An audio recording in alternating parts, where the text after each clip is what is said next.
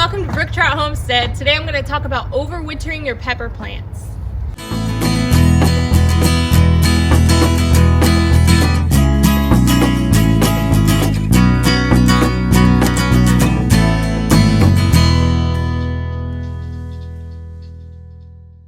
Hey guys, today is going to be the first time ever that we've ever tried to overwinter our pepper plants.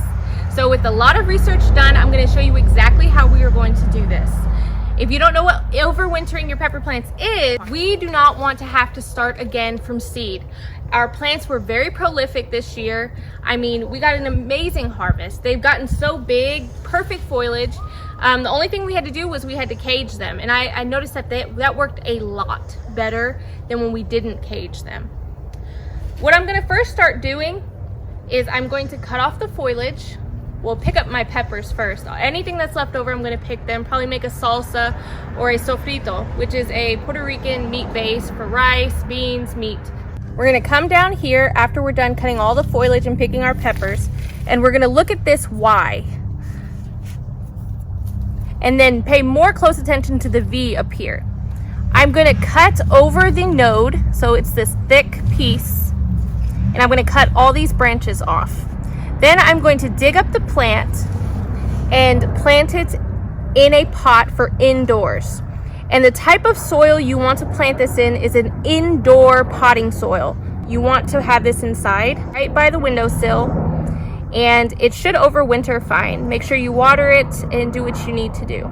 Okay, so this plant is pretty huge. This is the biggest pepper plant we've ever had, and cutting this is going to be very difficult for me.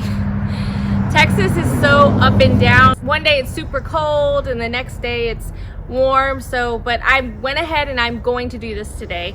I don't want to risk it frosting and then it being over, my plant's completely dead and I can't overwinter it. So are you ready to cut? What I'm going to do is make the first snip. Look at that beautiful plant. This could be one plant in itself. I'm going to make the second snip. And I'll continue on. So this is what it should be looking like.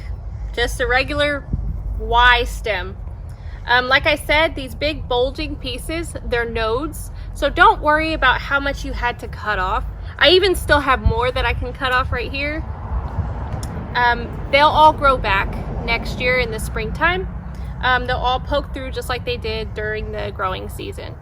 What I'm going to do next is I'm going to dig up the root and I'm going to transfer it to a pot and I put some indoor potting mix. For some reason, indoor potting mix is much more expensive than compost. What I recommend you doing is going to a nursery and talking to them, seeing what they have going on. Nursery potting soil, indoor mix, and compost is way better than what you get at the store that's been bagged and sitting there for a while. Just talk to them, see what kind of deal they can give you. We have an amazing nursery here in, I guess, northeast, central-ish Texas.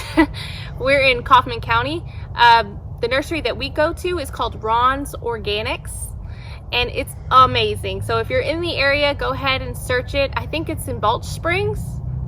It's amazing, and we recommend them all the way.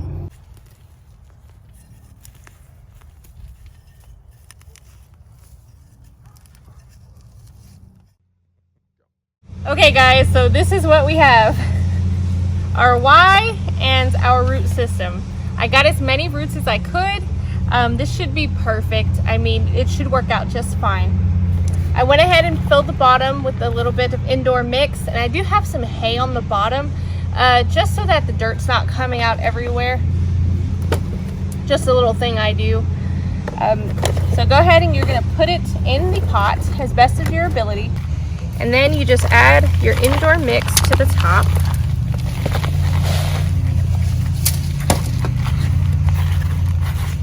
Now I'm gonna add some water. This is rainwater that actually went into a bucket outside. I really like to water my plants with rainwater. We have a rainwater harvesting system that's been amazing.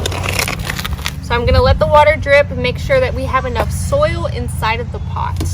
Look at the difference between two of our pepper plants. Here's our tiny one. This one was a jalapeno plant that I went ahead and did too. You can do this with any peppers that you have. And this is our bell pepper. I'm gonna go ahead and do about 2 more, but I wanted to just get here and show you guys how to do this. This is our foliage that was from our bell peppers. Hey, look. Like I said before, you don't want to waste your peppers. What we do with the extra foliage, we kind of just throw it on the ground. We do that because it breaks down and there's no disease, so it just becomes a mulch or a compost eventually. Here's one that's full of peppers. Here are some that we took off the leftover foliage. We're probably going to have a lot more from our other 2 plants. Now that's pretty much as easy as it gets. All you have to do is take it inside, put it in a sunny window, as much sun as you can. For us, it's a south-facing window, and let it winterize.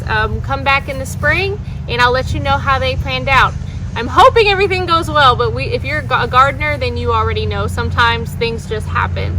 But I'm pretty confident in what we did, and I hope you have the confidence to try and overwinter yours. It saves so much time, especially if you're going with seeds, and it may save you some money if you're usually one that takes hold of starts from nurseries. I hope you guys have a great day, and I hope you learned something. God bless y'all.